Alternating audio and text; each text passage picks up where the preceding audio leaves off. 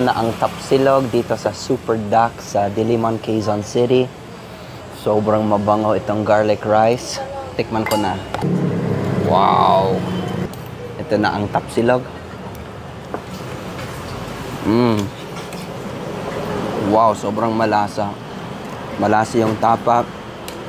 Siyempre, alam mo na, paborito ko itong garlic rice. Madaming bawang. Favorite ko yan. At ang maganda lang, 135 pesos lang itong silog. Lalagay ko yung itlog ko dito sa kanin. Alam ko maiinggit si Jess dito. Pasensya na. Ang sarap. Nag-order ako ng isa pang itlog dahil sobrang masarap ito. Sobrang masarap. Mag-comment lang po kayo kung ano pang gusto nyong makita ng mga pagkain. Ito ang bayad ko, 155 pesos.